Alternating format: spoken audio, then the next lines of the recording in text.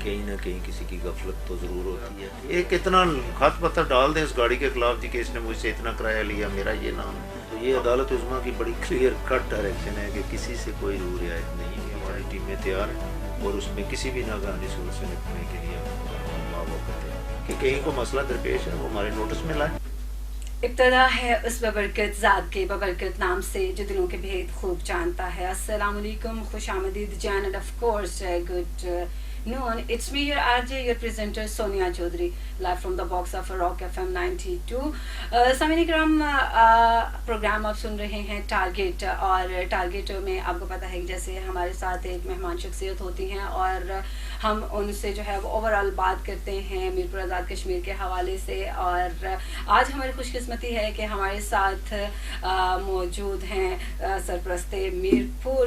जी हाँ, मेरी मुराद है हमारे साथ आज डिप्टी कमिश्नर मीरपुर अमजद इकबाल साहब मौजूद हैं। सर, वेलकम कहेंगे आपको रॉक FM 92 के लाइव स्टूडियो में। बहुत शुक्रिया। सर, बाई तालीम की बात करें तो आपने क्या जो है वो तालीम हासिल की, आपने कहाँ कहाँ जो है वो सर्व किया, आपकी पहली जॉब क्या थी? मैं बेसिकली जब स्कूल तो मैंने कहा ना नीचे मेरा जासला में मैंने नीचे से ही मैट्रिक की, FA मैंने अफजलपुर कॉलेज से की, फिर BA मैंने मीरपुर डिग्री कॉलेज से की। उसके बाद मैं लॉ करने लाहौर चला गया, फिर वहाँ से मैंने लॉ पास किया। इस दौरान जब ये जारी थी मेरी तालीम अभी, तो मैंने इम्तहान पास कर लिया, नायब तहसीलदार में भर्ती हो गया। सेलेक्ट हुआ, भर्ती बाद में हुआ। तो उसमें सिलेक्शन के बाद मैं कुछ अर्सा, जब मेरी अभी पोस्टिंग नहीं हुई थी, तो मैंने वकालत शुरू की थी मीरपुर बार में, बतौर मेंबर बार भी रहा। कोई 6-8 महीने में चाचा अली मोहम्मद साहब मरहूम के साथ उनके दफ्तर में काम किया। उसके बाद अप्रैल 92 में मैं बतौर नायब तहसीलदार पहली मेरी पोस्टिंग हुई थी डेपुटेशन पे हदबंदी जंगलात में। जी, तो उसके बाद ये सिलसिला चलता रहा आस्ता आस्ता। जब डिमार्केशन में मैं कई अर्सा 2-3 साल रहा, और चूँकि मीरपुर शहर में जॉब थी, तो उसके बाद मेरी पोस्टिंग मुख्तलिफ नायब तहसीलदार अरसे में होती रही। बेम्बर में रहा, बरनाला रहा, फिर मैं मीरपुर आ गया नायब तहसीलदार, वहाँ से मैं इस्लामगढ़ नायब तहसीलदार रहा। तो इस दौरान मेरी प्रमोशन आ गई, फिर मैं तहसीलदार प्रमोट हुआ जब 2003 में। तो 2003 के बाद प्रमोशन के बाद मैं तकरीबन मीरपुर भी तहसीलदार रहा, कुछ अर्सा मंगला डैम में तहसीलदार रहा। तो फिर 2000 तकरीबन 7-8 में जाके मेरी बतौर अफसर माल प्रमोशन हुई। तो मेरी पोस्टिंग मेरी मीरपुर ही रही, वहाँ से मैं AC मीरपुर रहा, उसके बाद ADCG मीरपुर रहा, और फिर कुछ अर्सा कलेक्टर मंगला डैम, कुछ अर्सा मैं बेम्बर डिप्टी कमिश्नर रहा। पहली दफ़ा मेरी पोस्टिंग हुई बतौर डिप्टी कमिश्नर। उसके बाद मैं प्राइम मिनिस्टर ऑफिस में भी कुछ अर्सा रहा 2015 में। तो फिर मेरी पोस्टिंग बतौर डिप्टी कमिश्नर भी हुई 2016 में। मैं 1 साल के लिए मीरपुर पहले भी डिप्टी कमिश्नर रहा, और उसके बाद मैं कलंदरी में डिप्टी कमिश्नर रहा 2 साल। फिर मैंने इधर ही MDA MDHA में भी सर्व किया है। तो अब मेरी 4 माह से ज़ायद हो चुके हैं, दोबारा मीरपुर में बतौर डिप्टी कमिश्नर पोस्टिंग हुई है। ये सफ़र है जो मेरा इस वक्त तक जॉब का। ऑलराइट सर, आपने जो है वो काफ़ी जगहों पे भी और काफ़ी डेजिग्नेशंस पे भी जो है वो सर्व किया। अब आप जो हैं वो सरपरस्ते आला के तौर पे अगर मैं कहूँ तो मज़ाइका नहीं होगा, आप जिम्मेदारियाँ सर अंजाम दे रहे हैं। आप चूँकि लोअर लेवल से भी काम करके आए हैं, तो अब कितना आसान लगता है लोअर लेवल के लोगों से काम लेना, या कितना मुश्किल लगता है? 2 चीज़ें होती हैं। मसलन आप समझती हैं कि जब नीचे से कोई बंदा आया हो तो उसको एहसास होता है 2 चीज़ों का, कि काम जो नीचे वाले कर रहे हैं वो किस मुश्किल से गुजर रहे होते हैं, और दूसरा उनको क्या मुश्किलात पेश होती हैं। दूसरा ये भी आइडिया होता है कि वो किस तरीके से अगर काम करेंगे तो वो काम सर अंजाम देगा, और उसको बेहतर डंडी अगर मारेंगे तो आप आसानी से पकड़ सकते हैं। और दूसरा मुझे पता है, वो आप वाली बात ठीक है कि निचले स्टाफ से लेके सब आप जानते होते हैं कि कौन क्या कर रहा होता है। कुछ चीज़ें स्टेप्स अगर आप हायर पे आते हैं तो बाज़ दफ़ा कुछ चीज़ें नहीं होती, लेकिन नहीं हो फिर भी आपके पास चूँकि इल्म तालीम सबके पास होती है, तो अपनी जो अक्ल की सलाहियत है सबके पास वो अल्लाह ताला ने दी है, तो उसको इस्तेमाल करके ये आप काम ले सकते हैं। तो इसलिए ये चीज़ें चूँकि सर्व करके आए होते हैं और आपका एक्सपीरियंस बढ़ जाता है, सर्विस आपकी लेंथी हो जाती है। जब आप इस वक्त में डिप्टी कमिश्नर की पोस्ट पे हूँ, आप समझती हैं कि बहुत बड़ी जिम्मेदारी की पोस्ट है। आप जब ज़िले में कहीं पोस्ट हैं तो लोगों की बहुत सारी उम्मीदें वाबस्ता होती हैं रोज़मर्रा के काम काज के हवाले से, कुछ मुश्किलात के हवाले से। आपको पता है कि चीज़ें मैनेज करनी होती हैं उसको, तो इसलिए वो बड़े ऐसे तरीके से अगर होंगी तो तभी जाके आप सेटिस्फाई हो सकते हैं, खुद भी और लोगों को भी कर सकते हैं। सूरत हाल जो अगर हम इस शहर की बात करें, मिनी लंदन, लेकिन बहुत सारे ऐसे मसाइल हैं, ट्रैफिक के मसाइल हैं, बहुत सारे अगर हम इंफ्रास्ट्रक्चर के हवाले से देखें तो बहुत सारे मसाइल हैं, अगर हम ट्रांसपोर्टेशन के हवाले से देखें तो बहुत सारे मसाइल हैं, पार्किंग के बहुत सारे मसाइल हैं। तो बीइंग एन एडमिनिस्ट्रेटर आप क्या समझते हैं कि इन चीज़ों को किस हद तक आपने कैटर किया है? क्या आपको मुश्किलात पेश आ रही हैं, या फिर जो है वो ये इस इदारे की जो है वो कोई कमी खामी है कि बजाय इसके कि ज़्यादा फैसिलिटेट होना चाहिए आम आवाम को, लेकिन प्रॉब्लम्स जो है वो बढ़ रहे हैं? दो चीज़ें इसमें मैं आपको बताऊं कि ट्रैफिक मैनेजमेंट और शहर मिनी लंदन की आपने बात की, तो हमारी तवक्कुआत डेफिनेटली वही होती हैं जो लंदन या हमारे यूके बेस्ड लोग हैं, तो वो कंपैरेटिवली हम कंपैरिजन इसी तरह ही करते हैं कि जो सहूलतें या वो जो तरक्की वहाँ है उसी तरह की तरक्की यहाँ भी हो। थोड़ा सा फिर मैं ये कहूँगा कि हम कंपैरिजन तो कर लेते हैं, लेकिन जो हमारे ट्रैफिक सेंस है, तरबियत का, वो बहुत पीछे हैं हम, और उसमें हम सब शामिल हैं। उसमें मैं खुद भी कहता हूँ कि हमारे भी लोग गलतियाँ करते हैं कि जब आप सड़क पे गाड़ी पार्क करने लगते हैं या लेके जा रहे होते हैं, तो जो सेट रूल्स हैं अगर उसके मुताबिक ही हम उस पर अमल दरामद कर लें तो मैं नहीं समझता कि हमें बहुत ज़्यादा मसाइल का सामना पड़ेगा। उसके लिए भी हमें ज़रूरत है कि जो हमारी बेसिक तरबियत है स्कूलों में बच्चों में, तो ये ट्रैफिक सेंस तभी आ सकती है। नो डाउट बहुत सारी चीज़ें बहुत जगहों पे अच्छी भी हो रही हैं और बहुत सारी जगहों पे जो है वो फ्लॉज भी हैं, लेकिन DHQ में आए दिन जो है वो अमवात हो रही हैं और जो सारा मलबा होता है वो किसी ना किसी टेक्नीशियन पे डाल के और उसको मुअत्तल करके या फिर कोई कमेटी बना के तो रफा दफा कर दिया जाता है। तो बीइंग एन एडमिनिस्ट्रेटर मैं आपसे ये जानना चाहूँगी कि क्या एक आम इंसान की ज़िंदगी इतनी जो है वो मैं क्या कहूँ कि सस्ती है कि बस वो एक जो है वो बंदे को मुअत्तल कर देना, वो भी लोड लेवल के किसी बंदे को मुअत्तल करके तो आप जो है वो मामलात को रफा दफा कर दें। तो यहाँ पे इस लेवल पे आपका क्या एक्शन लिया आपने? ये रिसेंटली कल का ही वाकया है और इसको जो है वो मैं आपको बताता हूँ। इस पे देखें, ये बदकिस्मती है हमारी। मैं समझता हूँ कि जब भी ये कुछ वाकयात होते हैं कहीं ना कहीं किसी की गफलत तो ज़रूर होती है। ठीक है, ज़िंदगी मौत अल्लाह ताला के हाथ में है और जिसका जो हमारा ईमान है कि जिसकी वक़्त मुकर्रर है उसने जाना, लेकिन जो चीज़ें जो लोगों का भी मैं समझता हूँ है, इस सिलसिले में मेरी मैं सबसे भी मुख्तलिफ मौज़ूआत पर सीनियर डॉक्टर से भी बात होती रहती है कि हमारे जो रवैये हैं वो शायद इसको कैटर नहीं कर रहे। मैं ख़ास करके नौजवान नस्ल के डॉक्टर्स और जो हमारे वहाँ काम करने वाले लोगों तक भी ये पैगाम पहुँचाता रहता हूँ और पहुँचाना चाह रहा हूँ कि जब आप किसी मरीज़ को देख रहे हैं, जब आप किसी मरीज़ के साथ खड़े हैं, मैं नहीं कहता कि ये सारे लोग ऐसे होते हैं, कहीं किसी एक की गफलत की वजह से पूरा डिपार्टमेंट और पूरा वो इतना मुकद्दस पेशा है। आप समझते हैं ना कि आपको कोई तकलीफ है तो उसका इलाज रब ताला की दुआ के बाद, शिफा के बाद तो डॉक्टर के हाथ में ही है। तो अगर डॉक्टर्स के किसी एक या दो की गलती की वजह से पूरा वो डिपार्टमेंट ही ज़ेरे ताब आया रहे, हर वक्त लोग उनको करते रहे, कुछ ना कुछ उन पे उंगलियां उठाते रहे, तो मैं समझता हूँ उनको भी अपने रवैयों में बेहतरी लाने की कोशिश करनी चाहिए। DHQ के अंदर कि DHQ में सांप के काटने की वैक्सीनेशन ही मौजूद नहीं है। इसमें कुछ मैं आपको बताऊं कि पिछले दिनों कुछ, चूँकि ये वैक्सीनेशन ऐसी चीज़ है जिसमें कुछ शॉर्टफॉल इसमें आया था कहीं को ख़रीदारी में, लेकिन अब अल्लाह के करम है कुछ इन्होंने बेहतर सूरत DHO साहब ने की है कि जो हमारे कम से कम जो मेन हॉस्पिटल्स में, चूँकि लोग देहातों में या जो हमारे दूर दराज के सेंटर्स होते हैं उनके पास शायद उस वैक्सीन को महफूज रखना भी मुमकिन नहीं है, तो इसलिए वो इधर ले आते हैं। तो उन्होंने पिछले दिनों जब ये स्टार्ट हो रहा था तो कुछ मसाइल ज़रूर थे इसकी वैक्सीनेशन की खरीदारी में। अब मेरा उम्मीद है कि वो कर लिया, उन्होंने कैटर कर लिया। ये पिछले 3-4 साल को अगर हम देखें तो जराइम की रेशो बहुत ज़्यादा बढ़ गई है।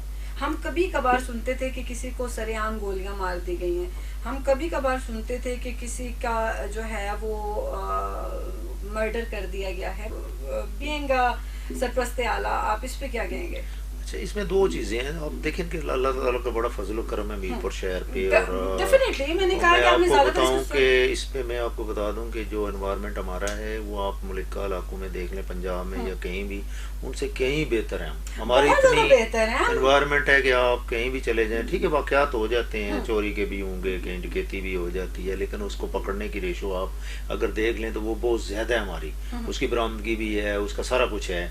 जहाँ तक कत्ल की बात है, गोलियां चलाने वाली बात है, वो मैंने पहले कहा कि हमें थोड़ा सा माशरती तौर पे जो हमारे अंदर अदब बर्दाश्त आ चुकी है, इसकी वजह से ये हमें मसाइल आ रहे हैं। तमाम उलमा का ये मुतफ़िका मौक़िफ़ था जी कि किसी को, चाहे वो किसी फ़िरके से तल्लक रखता हो, कोई ज़ीरो टॉलरेंस रखें कि अगर कोई किसी फ़िरके के बारे में बात कर रहा है। क्योंकि मीरपुर की एक आप समझते हैं हिस्ट्री है कि मीरपुर में जितनी मजहबी अमांगी थी माजी में, उसको हमने कायम रखना है। और इसमें मेरी तमाम उलमा से, तमाम सोसाइटी के सेगमेंट से आपके इस प्रोग्राम के तवसत से गुजारिश होगी कि वो आपस में अमांगी रखेंगे तो हमारी नस्लें परवान चढ़ेंगी।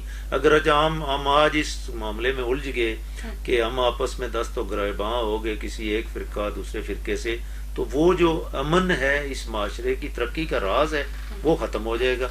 तो मुझे उम्मीद है हमारे उलमा, हमारे बड़े जो हमारी सोसाइटी के एल्डर्स हैं, वो तमाम इस पे गौर करेंगे और इसमें अपना अपना किरदार अदा करेंगे ताकि ये हमारी सोसाइटी पुरअमन रहे, हमारा शहर पुरअमन रहे, हमारा ज़िला पुरअमन रहे, हमारा खित्ता, हमारा मुल्क पुरअमन रहे। तो आप क्या समझते हैं कि एक तो महंगाई है भी है और एक खुद साख्ता महंगाई भी है, इस हवाले से आपकी क्या एफर्ट्स हैं?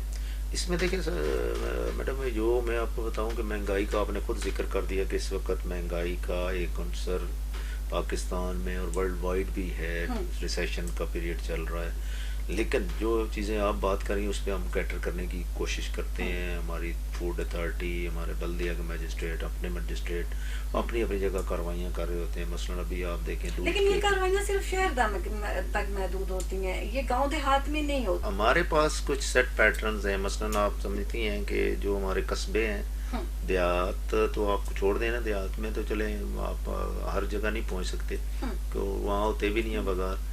जो इस वक्त हमारे कस्बे हैं और जो हमारे शहर हैं, बाजार नहीं होते, लेकिन वहाँ की जो मेरी सुन लेना, शॉप्स हैं, आप सुन लेना, अब वो उन कस्बों से ही जाते हैं। तो उस पे अगर आपके पास कोई ऐसी इंफॉर्मेशन है तो आप शेयर करें, हम जरूर कार्रवाई करेंगे। अभी आप देखें कि कल हमने किया है, आप अपने प्लेटफॉर्म से मेरे साथ जो है वो, बल्कि हम, मैं आपको बताऊंगा ना कि ये जो आप दे रही है ना, इस पे मैं करूंगा भी और इस पे हम कर भी रहे हैं। फूड अथॉरिटी हमारी जो है इस वक्त अदालत उज़्मा की भी बड़ी सख्ती से हदायत है, और आज भी अभी आने से पहले मैं और जो हमारा फूड अथॉरिटी के यहाँ डिस्ट्रिक्ट फूड अफसर हैं उनसे मैं बात करके आया हूँ। दूध के हवाले से हमने कोशिश की है, मैं आपको बताता हूँ ना, इसमें देखिए हम पूरी तरह एफर्ट्स में हर वक्त कर रहे हैं। इसमें हमने कोशिश कर रहे हैं कि अब शायद हम बैन ही कर दें बाहर से आने वाला दूध, जो मिलावट।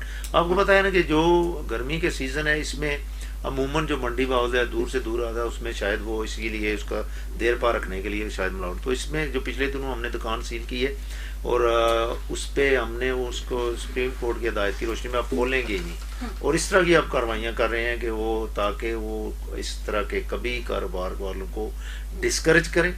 अब आप देखें थोड़ा सा इस पे, ये भी आप थोड़ा सा, मैं आपसे भी गुजारिश करूंगा ना कि आप भी यहाँ बैठती हैं तो रोज अगर थोड़ा सा आप एक लेसन, जो मेरा इंटरव्यू जिस तरह आप ले रही हैं, कि कभी खुद भी थोड़ा सा लोगों को दर्स दें। इंटरव्यू नहीं है, सॉरी टू से, ये आपका इंटरव्यू नहीं है, ये आम लोगों तक समझे कि आप मैसेज वहाँ से एक लेसन मैं आपको बताता हूँ, इसमें थोड़ा सा माशरे में देखे ना, मैं इसको बड़ी जिम्मा अपने लोगों को नहीं कर रहा। मैंने पहले कहा है कि खराबियां इस तरफ भी मौजूद हैं, लेकिन जो लोग दूध का कारोबार कर रहे हैं, जो ग्वाले हैं, आप देख लें, आपने भी माशाल्लाह इसी जगह परवरिश पाई है कि हम जब बच्चे होते थे, जब स्कूल में चलते थे, तो मैं आपको बताता हूँ, जब हम बसों में बैठते थे तो ये ग्वाले तब भी दूध में पानी मिला रहे होते थे और आज भी मिला रहे हैं। मेरी तमाम वो जो काम करने वाले दूध वाले हैं उनसे भी गुजारिश है कि जब वो ये कारोबार कर रहे हैं तो जायज़ तरीके से, वो आप कहती हैं ना कि रिश्वत और वो जो इल्ज़ाम सरकारी महकमों पर लगता है आराम खाने का, तो why not they are doing, वो भी तो ये कर रहे हैं ना, वो आराम ही खिला रहे हैं। फिर अगर अपनी औलाद को अगर मिलावट कर रहे हैं, देखिए सबसे बड़ा जुर्म है मिलावट। हर बंदा अपने लेवल की मिलावट कर रहा है, हर बंदा अपने लेवल का जो आप देखें, जो आप देखें कि आपके पास बेशुमार वीडियोस यूट्यूब पे आती हैं कि यहाँ नहीं पाकिस्तान में आप देखें तो फिर हमें एक ही है ना कि मिर्चें हैं तो उनमें ईंटों का पाउडर आपने मिला दिया है, कोई और चीज़ है तो उसमें फलां चीज़ मिलावट कर दी। हम क्यों नहीं बाज आते, क्यों नहीं डरते उस कानून से जो अल्लाह ताला ने बनाया? तो वो जब तक हम, ठीक है आप कहती हैं, अभी आप देखें कि 5 लाख का हमने जुर्माना रखा हुआ है, 5 लाख की गारंटी रखी हुई है, इसके बावजूद भी लोग कहीं जो हैं वो अभी भी कोशिश करते हैं। बहुत बेहतरीन। तो क्या ये जुर्माने होते भी हैं? जी, इसमें मैं आपको बताऊँ ना, अभी जो सुप्रीम कोर्ट ने जो नई डायरेक्शन दी है उसमें उनसे हम ले रहे हैं 5 लाख के छोटी बांड। अगर किसी का कारोबार एक दफ़ा उसने कर लिया और छोटी बांड दे दी तो उस पर हम, अगर नेक्स्ट टाइम करेगा वो, अगर उसका बरामद हो गया तो वो 5 लाख उसके जब्त हो जाएगा। जुर्माना या सज़ा उसके अलावा है, दुकान की कारोबार ख़त्म करना इसके अलावा है। ये इतनी अब सख्ती अगले कुछ अरसे में मज़ीद हम इसमें करने जा रहे हैं बेहतरी के लिए, ताकि ये जो कभी किस्म का काम मिलावट वाला, इससे हम छुटकारा पा सकें। ऑलराइट, आपने जिक्र किया कि छोटे होते वक्त जो है वो कभी बसेस वगैरह में भी सफ़र किया, सर वो आज भी चल रहा है? आप एक अंदाज़ा ज़रूर करेंगे कि मीरपुर में कम से कम जो हमारी जो पुरानी बसेस थी उनसे अब तकरीबन छुटकारा मिल चुका है। अब नई किस्म की कोस्टर और वो इस्तेमाल हो रही हैं लॉन्ग रूट पे, नकियाल, कोटली, लाहौर इधर जाने के लिए, इसी तरह इस्लामाबाद जाने के लिए। जहाँ तक आपने किरायों की बात की, आप बिल्कुल दुरुस्त कह रही हैं, क्योंकि पिछले कुछ अरसे से आप देख लें कि डीजल पेट्रोल की कीमतों की फ्लक्चुएशन की वजह से किराए कम व बेश होते रहे हैं, जिसमें जो मैंने कहा ट्रांसपोर्ट अथॉरिटी पूरी तरह नज़र रख रही थी। और अभी भी जो शिकायत है, आपने ईद पे भी देखा होगा, हम पूरी तरह एक्टिव थी हमारी टीमें। हमारी तरफ तो चलें कम मसला होता है, लोग ईद की छुट्टियों पे गाड़ियों पे उधर जाने वाला पहाड़ी इलाकों में ज़्यादा है, तो उसमें भी हमने कोशिश की कि लोगों से जायद किराए ना लिए जाएं जो ट्राएं। गैर कानूनी जो तजावुज़ात हैं उन पे काफ़ी हद तक हो रहा है, तो मज़ीद क्या आपके जो इसमें मैं आप देखें ना कि ऑपरेशन जारी है, अदालत उज़्मा के हदायत और फैसले की रूह के मुताबिक उस पर अमल दरामद किया जा रहा है। उसमें आपको पता है डेफिनेटली कुछ चीज़ें भी आइंदा सीन भी चल रही होती हैं कि कुछ जो कमेटी बनी थी उसका कोई काम रह गया है वो पूरा करें, और जहाँ जहाँ हमें वो सर्वे मुकम्मल हो रहे हैं उन इलाकों में हम ऑपरेशन कर रहे हैं।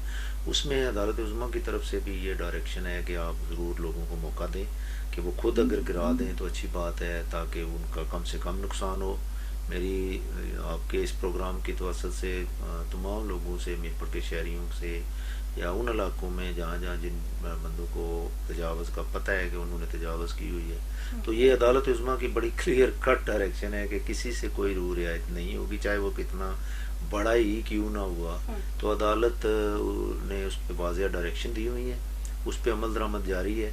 सर बारिशों का मौसम है और किसी बड़ी आफत से बचने के लिए लोकल एडमिनिस्ट्रेशन क्या इक़दाम हैं और क्या हिकमत अमली है आपकी? अल्लाह ताला का करम है कि हमारी टीमें तैयार हैं और उसमें किसी भी नागहानी सूरत से निपटने के लिए हम और मावक़्त तैयार हैं। सैलाबी रेले की जो बात मैंने की ना, वो इसलिए की कि अगर डैम में दरिया में पानी आ रहा हो, डैम फिल हो, तो फिर हमें नीचे डाउन स्ट्रीम खतरा होता है कि वो जब पानी खोलेंगे तो सैलाब की सूरत पैदा हो सकती है। तो अभी इस उससे तरह की निपटने के लिए आप वो उसके लिए निपटने के लिए तैयार है। उसके लिए मैंने इसलिए कहा कि डैम में अभी बहुत गुंजाइश है, तो लोगों से भी अपील है कि कहीं अगर वो देखें कि कहीं बड़ा मसला उनको दरपेश है। पिछले दिनों में मुझे बहुत सारे बंधु ने बारिश में फेसबुक पे कुछ चीज़ें लगाई, तो मैंने नोटिस लेके उसी वक्त उसको हल कराया। अभी भी मेरी उन सबसे गुजारिश होगी कि कहीं को मसला दरपेश है वो हमारे नोटिस में लाए, हमारी टीमें पहुंचेंगी, इंशाल्लाह उसको बेहतर करेंगे। ऑलराइट जी, आज हमारे साथ टारगेट में मौजूद थे चौधरी अमजद इकबाल साहब, डिप्टी कमिश्नर मीरपुर हैं, और बड़ी ही अच्छी गुफ्तगू रही। इंटरव्यू तो ना मेरा मकसद था और ना ही जो है वो इंटरव्यू ये था, बल्कि ये आप लोगों के साथ इंटरेक्शन था। इसमें हम किस हद तक कामयाब रहे हैं ज़रूर फीडबैक दीजिएगा। इन अल्फाज के साथ आपसे इजाज़त चाहूँगी। रब्बे कायनात हमारे दिल और हमारे कदम अपने रज़ा की तरफ फेर दे। It's me Sonia Chaudhary Singh, signing out. Allah ने के बाद।